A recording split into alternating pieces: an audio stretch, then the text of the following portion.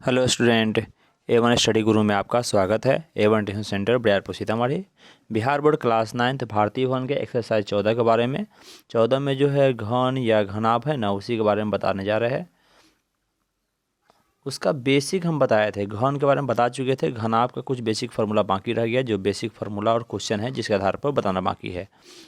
आज हम घनाभ के बारे में बताएंगे, यानी घनाभ होता क्या है, घनाभ के बेसिक फार्मूला कैसे पूछा जाता है, उसका फार्मूला कौन कौन होता है, उस पर फार्मूला पर कैसे क्वेश्चन आते हैं, सवाल कैसे आते हैं, उसका बेसिक चीज़ बताने वाले आज। ठीक है, चलिए। घनाभ, देखिए घनाभ को इंग्लिश में बोलते हैं क्यूबॉइड बोलते हैं। घनाभ होता क्या है, तो घनाभ के बारे में बताया गया है कि लंबाई, चौड़ाई और ऊंचाई से बना ठोस घनाभ कहलाता है। मान लीजिए कोई ठोस है, कोई भी ठोस है, ठोस का मतलब त्रिविमीय होता है। उसमें क्या होना चाहिए, लंबाई होना चाहिए, चौड़ाई होना चाहिए और ऊंचाई होना चाहिए। लंबाई, चौड़ाई और ऊंचाई से बना ठोस जो होता है क्या कहलाता है, घनाभ कहलाता है। या कह सकते हैं कि वैसा ठोस जिसका लंबाई, चौड़ाई, ऊंचाई आपस में बराबर न हो तो उसे घनाभ कहते हैं। यानी लंबाई, चौड़ाई, ऊंचाई वाले में दो क्वेश्चन आते हैं, एक घन होता है, एक घनाभ होता है ना। इसीलिए बोला गया कि जब लंबाई, चौड़ाई, ऊंचाई आपस में बराबर न हो तो घनाभ कहलाता है, आपस में बराबर हो जाएगा तो क्या कहलाएगा, घन कहलाएगा। ठीक है, जैसे हम नीचे चित्र देख रहे हैं, घनाभ घनाभ देख रहे हैं, जिसमें क्या है कि ये ऊंचाई है, नीचे लंबाई है, ये चौड़ाई है, ये सब क्या है, चौड़ाई है। घनाभ है जिसमें देख रहे हैं कि लंबाई है, ये सब 4 लंबाई है, चौड़ाई भी है, देख रहे ऊपर से नीचे 4 है, ये सब चौड़ाई है। जबकि ऊंचाई 2 इस साइड है, 2 इस साइड ऊंचाई है। अब कहा गया इसमें कुछ नोट है, जो घन की तरह इसमें नोट है, लिखा गया क्या नोट में, घनाभ में कुल 12 भुजा या किनारे होते हैं। कितने किनारे होते हैं, भुजा 12 होते हैं। कौन कौन, तो 4 गो लंबाई देखिए, एक लंबाई, दूसरा लंबाई, तीसरा, चौथा, 4 लंबाई हो गया। 4 गो चौराहे देखिए, नीचे या चौराहे है, एक ऊपर चौराहे है, एक नीचे चौराहे है, एक ऊपर चौराहे है। और 4 गो ऊंचाई है, एक ऊंचाई यहाँ, एक ऊंचाई यहाँ, 2 3 यहाँ, 4 यहाँ। तो 4 लंबाई हुआ, 4 चौराहे हुआ और 4 ऊंचाई हुआ। तो कितने भुजा पूरा हुए, पूरे भुजे की संख्या कितना हो गया आपको, 12 गो हो, क्या हो गया, 12 गो। इसीलिए बोला गया घनाभ में कुल कितने भुजा होते हैं, तो 12 भुजा या 12 किनारा होते हैं। ठीक है, अगला सवाल है, घनाभ में कुल 8 शीर्ष कोण होते हैं। वही कोण, कोण देखिए, एक कोण यहाँ है, दूसरा यहाँ, तीसरा नीचे 2 गो है, ये हुआ तीसरा, चौथा हो गया। तो 4 कोण इस साइड में हुआ, 4 कोण इस साइड में, यहाँ देखिए 1 2 3 4, पूरा 4 को इस साइड में, तो 4 4 कितने हो जाएंगे, 8 शीर्ष कोण हो जाएंगे। तो घनाभ में कुल कितने शीर्ष कोण होते हैं, 8 शीर्ष कोण होते हैं। घनाभ में कुल 6 सतह या फलक होते हैं। घनाभ में और घन में भी सेम क्वेश्चन ये दोनों रहता है कि फलक कितने होते हैं, तो 6 होते हैं। कौन कौन, तो देखिए एक नीचे है, एक ऊपर है, 2, एक सामने है, एक पीछे बनेगा ये वाला। सामने कौन कौन बनेगा, जो सामने यहाँ से लेकर इसे बन रहा है वो सामने वाला एक हुआ। दूसरा जो उस साइड में पीछे जो बन रहा देख रहे ये वाला, दूसरा ये हुआ। ऊपर नीचे 2 गो होगा, एक आमने सामने 2 गो, एक दायां साइड में यहाँ दिख रहे हैं, दायां साइड में भी एक क्या है, एक फलक है, एक बायां साइड में भी क्या है, एक फलक है। तो दोनों साइड का फलक मिला के कितना हो गया, 6 फलक। कितना फलक हो गया, 6। सतह भी 6 हुआ, फलक भी मेरा कितना हो गया, 6 हो गया। तो इसलिए पूछा जाता है कि घनाभ में कितने भुजा या किनारे होते हैं, तो 12 हो जाएंगे। 12 किनारे भुजा हो जाएंगे। शीर्ष कोण कितने होंगे, तो 8 होंगे। फलक कितने होंगे, तो 6 फलक होंगे। ठीक है, चलिए घनाभ के फार्मूला के बारे में देखें। किसी घनाभ में लंबाई, चौड़ाई, ऊंचाई मालूम हो तो लंबाई, चौड़ाई, ऊंचाई दिया रहेगा। 2 टाइप से हम फार्मूला बता रहे हैं, एक लंबाई, चौड़ाई, ऊंचाई के रूप में, एक लंबाई को L, चौड़ाई को B और ऊंचाई को H मानेंगे। तो कैसे फार्मूला होगा इसके बाद बताएंगे। पहले देख लिए लंबाई, चौड़ाई, ऊंचाई में कैसे फार्मूला लिखा जाता है। घनाभ का विकर्ण का फार्मूला क्या होता है, घनाभ का विकर्ण का फार्मूला होता है रूट अंडर, पूरा में रूट रहता है, रूट के अंदर लंबाई के स्क्वायर प्लस चौड़ाई के स्क्वायर प्लस ऊंचाई के स्क्वायर। ये मेरा क्या होता है, घनाभ का विकर्ण होता है। विकर्ण का मतलब कल समझा रहे थे पिछले क्लास में, सेशन में समझाए हुए कि यहाँ सबसे लंबा जो छड़ होता है, देखिए ये एक कोना है, एक साइड का कोना उस साइड में पूरा है, यानी ये साइड वाला कोना नजर आ रहा है, और ये साइड का कोना, ये पूरा कोना को हम मिला देंगे तो ये मेरा क्या होएगा, यही मेरा क्या कहलाएगा,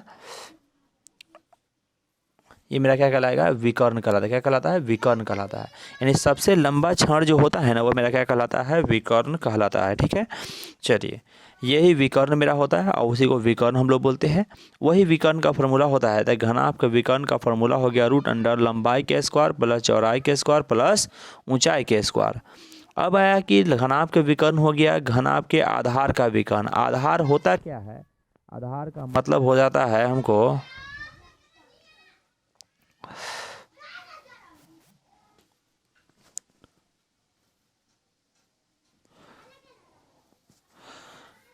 घनाभ के विकर्ण के बारे में बता रहा था। घनाभ का आधार का विकर्ण, आधार का मतलब होता है कि नीचे का आधार। नीचे का आधार जो देख रहे हैं फर्श देखते हैं ना, ये फर्श में क्या क्या होता है, लंबाई और चौड़ाई होता है। देख रहे हैं नीचे ये लंबाई है, ये चौड़ाई है, फिर ये लंबाई है, फिर ये चौड़ाई है।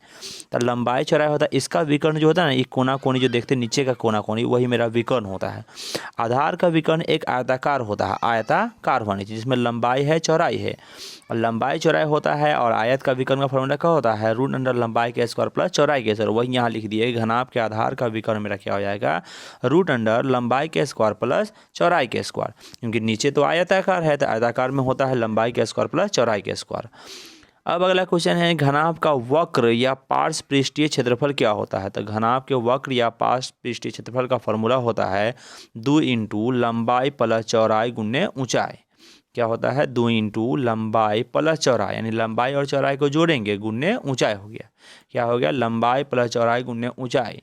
ठीक है, इसको याद रखने तरीका ध्यान रखिएगा कि पार्श्व पृष्ठीय क्षेत्रफल बोला गया था। क्या करेंगे, लंबाई प्लस चौड़ाई, लंबाई और चौड़ाई नीचे में होता है, ऊंचाई ऊपर है, तो क्या करेंगे 2 इंटू लंबाई प्लस चौड़ाई गुने ऊंचाई कर देंगे।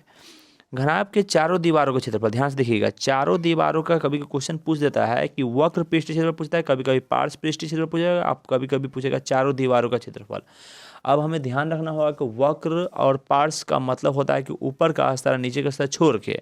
आज चारों दीवारों का मतलब भी वही ना हुआ कि ऊपर वाला नीचे वाला नहीं लेंगे, आज चारों बल का लेंगे, एक फ्रंट वाला, एक पीछे वाला, एक दाएं वाला, एक बाएं वाला लेंगे, तो मेरा क्या होगा, वो चारों दीवारों का क्षेत्रफल होगा। तो चारों दीवारों का क्षेत्रफल और वक्र और पार्श्व तीनों एक ही होता है, इसलिए अलग इसलिए लिख दिए कि नया क्वेश्चन घन में नहीं था, घनाभ में इसलिए लिख दिए है कि घनाभ के चारों दीवारों का क्षेत्रफल हो जाएगा 2 इंटू लंबाई प्लस चौड़ाई गुने ऊंचाई हो जाएगा।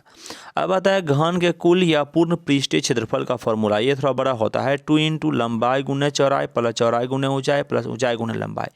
ये कैसे होता है, थोड़ा सा ध्यान दीजिएगा, समझ में आ जाएगा। जैसे नीचा फलक में लंबाई चौड़ाई है, दो गो फलक है, एक नीचे है एक ऊपर है, तो क्या होता है, लंबाई चौड़ाई हो दो गो होता है, तो लंबाई गुने चौड़ाई प्लस दो गो होगा, तो 2 इंटू लंबाई प्लस चौड़ाई होता है। अगला है चौड़ाई गुने ऊंचाई। ये देख रहे दायां साइड में दो फलक है, क्या है, लंबाई चौड़ाई है और ऊंचाई है, और एक इस साइड में बायां साइड में भी है, तो चौड़ाई गुने ऊंचाई हुआ। एक फ्रंट में देख रहे हैं जो आपको लंबाई ऊंचाई है, और उस साइड में देख रहे हैं लंबाई और ऊंचाई है, तो लंबाई ऊंचाई भी दो गो हो गया। तो हम दो को अलगे मान लिए कि सब दो दो गो कौन कौन है, लंबाई गुने चौड़ाई भी दो गो है, चौड़ाई गुने ऊंचाई भी दो गो है, ऊंचाई गुने लंबाई भी दो गो है। तो याद रखिएगा डायरेक्ट 2 इंटू लंबाई गुने चौड़ाई प्लस चौड़ाई गुने ऊंचाई गुने लंबाई, याद रहेगा। घनाभ के आधार का क्षेत्रफल, आधार का मतलब थोड़ा देर पहले क्या बताया है कि नीचे का जो होता है आयताकार भाग वही मेरा आधार होता है, और नीचे का आधार है, आधार में क्या क्या है, लंबाई है ना तो चौड़ाई है, एक ही फलक है, तो घनाभ के आधार का जो क्षेत्रफल होता है वो लंबाई गुने चौड़ाई होता है। क्या होता है, लंबाई गुने चौड़ाई। घनाभ के आधार का परिमाप क्या होगा, घनाभ के आधार का परिमाप निकालने जाएंगे तो क्या होता है, 2 इंटू लंबाई प्लस चौड़ाई होता है। घनाभ के आधार का परिमाप क्या हो जाएगा, 2 इंटू लंबाई प्लस चौड़ाई हो जाएगा। अब घनाभ का आयतन क्या होता है, तो घनाभ का आयतन हो जाएगा लंबाई गुने चौड़ाई गुने ऊंचाई हो जाएगा। क्या हो जाएगा, लंबाई गुने चौड़ाई गुने ऊंचाई, ये घनाभ का आयतन हो गया। ये घनाभ से संबंधित सारे फार्मूला हुआ जो बेसिक फार्मूला है। इस पर कई फार्मूला उलट पुलट बनते हैं वो अलग है, लेकिन ये बेसिक फार्मूला यहाँ से हो जाता है पूरा। ठीक है, चलिए अब देखते हैं। अब आया कि घनाभ का ही हम क्षेत्रफल निकालेंगे, लेकिन घनाभ में अगर लंबाई को L रहेगा, चौड़ाई B रहेगा, ऊंचाई H रहेगा, तो हम कैसे याद करेंगे, उसके लिए फार्मूला है। और ये फार्मूला याद रखिएगा, दोनों तरीका इसलिए लिख दिया है ताकि दोनों तरीका से आपको ज्ञान हो सके। लेकिन फार्मूला आप इसको यूज़ ज़्यादा कीजिएगा, क्योंकि ये यूज़ करने से थोड़ा सुविधा होता है, क्या कि LBH लिखने में थोड़ा सा सुविधा लिखता रहता है सवाल बनाने के समय में। इसलिए लंबाई को हम L बोलते हैं, L का मतलब लेंथ हुआ, चौड़ाई को B बोलते हैं, ब्रेथ होता है, और ऊंचाई को H बोलते हैं जो हाइट होता है। ठीक है, तो यहाँ पर हम शॉर्ट फॉर्म में LBH कहते हैं, जो लंबाई चौड़ाई ऊंचाई होता है।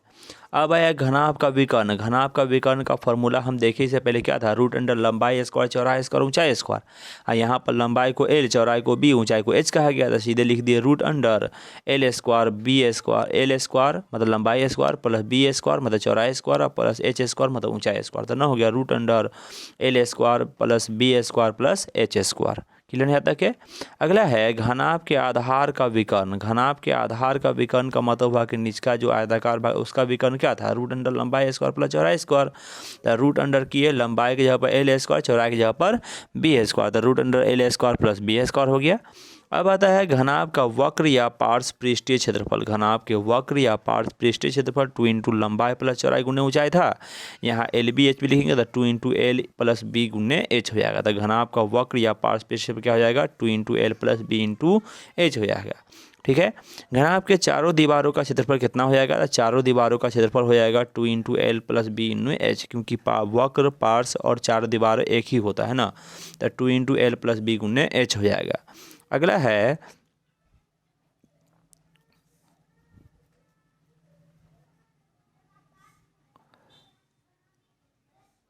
क्या लिखा हुआ है अगला,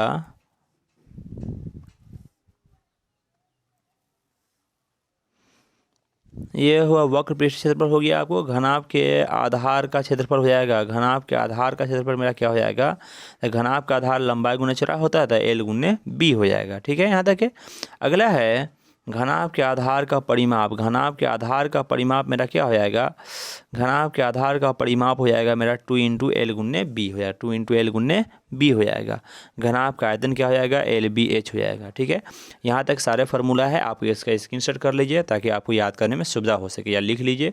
ऐसे इसके PDF फाइल में सारा आपको फार्मूला लिखा हुआ मिलेगा, जो लिंक में रहेगा, लिंक से वहाँ डाउनलोड कर लीजिएगा अपना और याद कीजिएगा। ठीक है, चलिए देखते हैं इस पर कैसा कैसा क्वेश्चन पूछा जाता है, उसको हम लोग देख लेते हैं थोड़ा। ठीक है, चलिए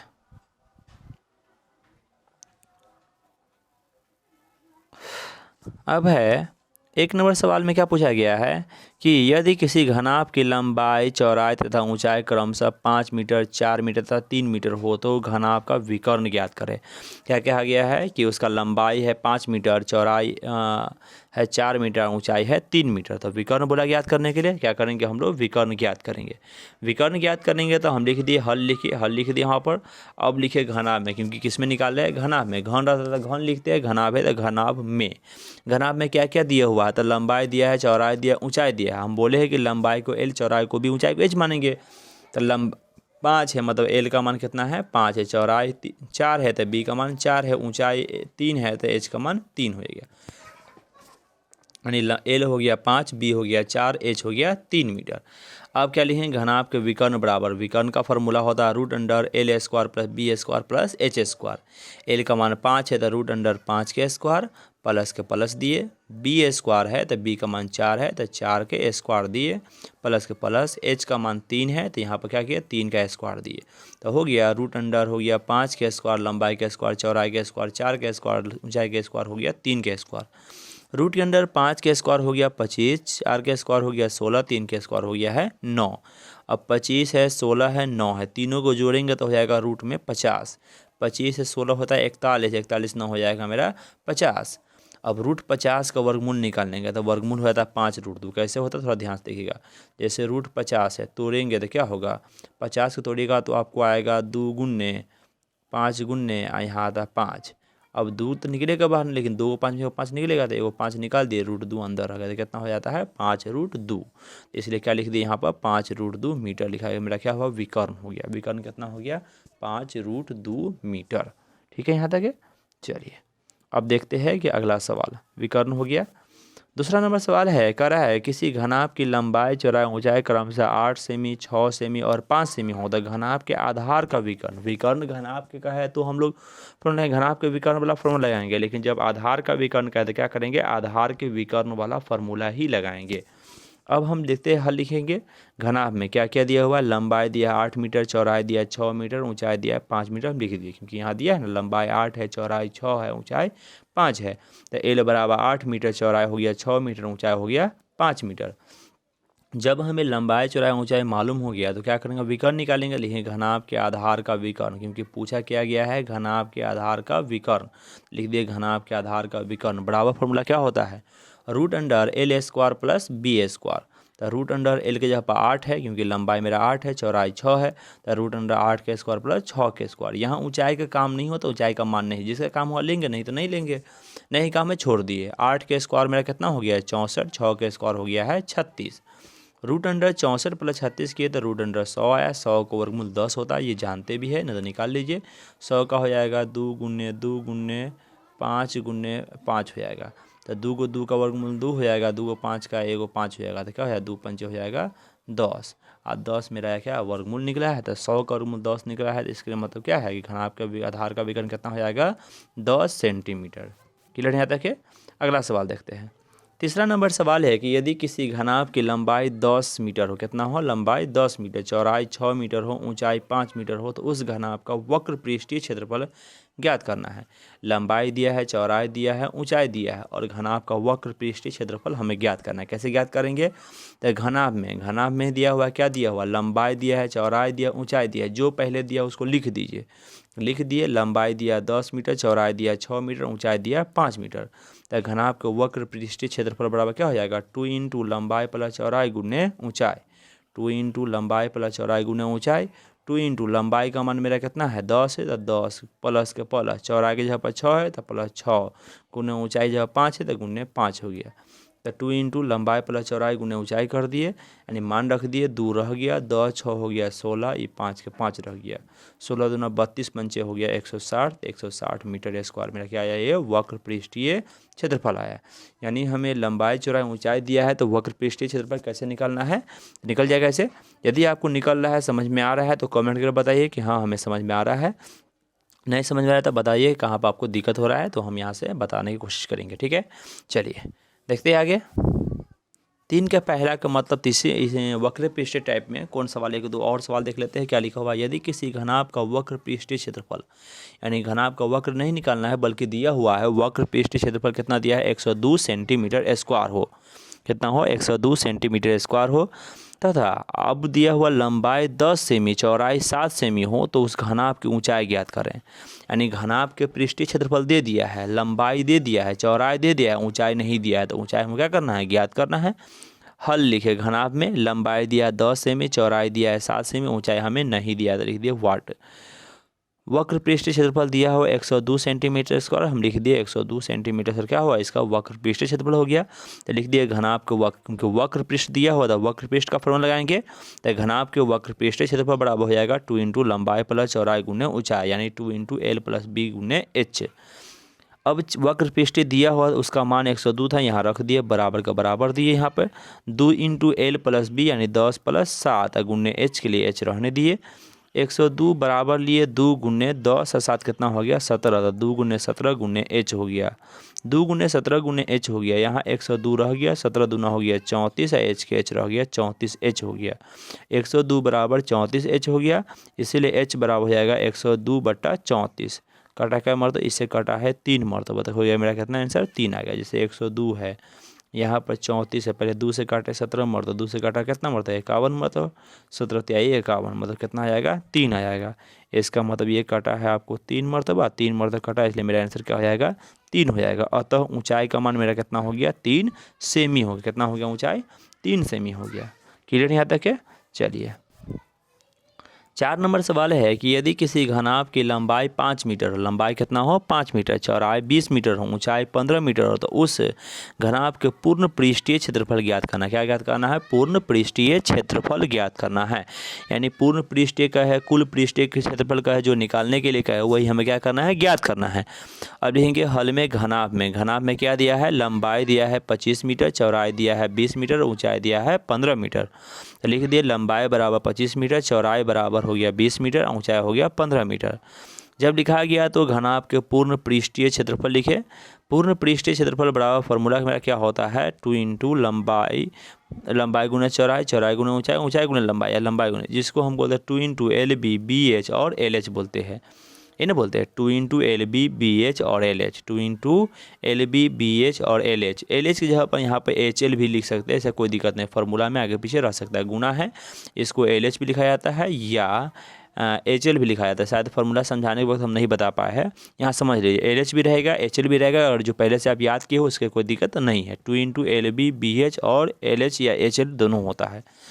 अब मान रखेंगे 2 तो है, ठीक है, यहाँ पर एल बी है, तो एल के जगह पर कितना है 25 यहाँ रख दिए। अब बी की जगह पर कितना है 20 है, तो 25 गुने 20 हो गया। बी एच है, बी की जगह पर 20 है और एच की जगह पर कितना है 15 रख दिए। अब एल एच है, एल की जगह 25 है, बी एच की जगह पर 15 है, तो कर दिए, यहाँ कोष्ट बंद कर दिए, कोष्ट नहीं लिखा पाया, भूल गए है। यहाँ पर 2 है, रहने दीजिए। 25 गुने 20 किया तो मेरा कितना हो गया 500 हो गया है, जबकि 20 गुने 15 किया तो आया 300, जबकि 25 गुने 15 किया तो आया 375। अब दो कोष्ठ का मतलब गुना होता है, तो गुने सबको जोड़ दिए, 500 300 हो गया 800, 800 300 हो गया 1175 एक्स्ट्रा था 1175 हो गया। 2 गुने 1175 किए तो कितना आ गया 2350। 2 पंचे 10 के 0 1 2 7 14 1 15 का 5 1 2 1 2 1 3 2 1 2 गुना कर चेक कर लीजिए, आपको ये इतना आएगा 2350 मीटर में है सब है, तो मीटर स्क्वायर कर दिए। ये मेरा क्या हुआ पूर्ण पृष्ठीय क्षेत्रफल हो गया। क्लियर यहाँ तक है। चलिए 5वां टाइप का सवाल देखिए, यदि किसी घनाभ की लंबाई 15 सेमी, चौड़ाई 8 सेमी, ऊंचाई 4 सेमी हो तो उस घनाभ के आधार का परिमाप, यानी आधार का परिमाप पूछा गया है, तो क्या करेंगे आधार का परिमाप ज्ञात करेंगे। आधार का परिमाप का फॉर्मूला क्या होता है उसको लगाएंगे अपना। घनाभ में लंबाई हमें दिया है 15 सेमी जो यहाँ लिखा हुआ है, चौड़ाई दिया है 8 सेमी, ऊँचाई दिया है मेरा 4 सेमी। जब लंबाई चौड़ाई ऊंचाई हमें मालूम हो गया तो लिखे घनाभ के आधार के परिमाप बराबर, आप परिमाप का फॉर्मूला क्या होता है 2 × L + B। मान रहेंगे 2 × L की जगह पर 15 और B की जगह पर 8, तो 2 × L + B हो गया, 2 × के वजह पर गुना 15 8 हो गया मेरा 23, तो 2 × 23 2 × 23 कितना हो जाता है 46 सेमी। तो लिख दिया आधार का परिमाप कितना हो गया 46 सेमी में क्या होगा फाइनल आंसर हो गया। क्लियर है तक है। यदि क्लियर हो रहा है तो कमेंट करके बताइए कि हाँ सर क्लियर हो रहा है। 6वां नंबर सवाल है, यदि किसी घनाभ की लंबाई 12 मीटर हो, लंबाई कितना हो 12 मीटर, चौड़ाई 8 मीटर हो, ऊंचाई 5 मीटर हो, तो उस घनाभ का आयतन ज्ञात करें। सिंपल है, घनाभ में L दिया है 12 मीटर क्योंकि लंबाई 12 मीटर है, चौड़ाई 8 मीटर तो B बराबर 8 मीटर, ऊंचाई 5 मीटर तो H बराबर 5 मीटर। लिख दिए घनाभ का आयतन बराबर LBH। LBH का मतलब लंबाई गुने चौड़ाई गुने ऊंचाई होता है ना।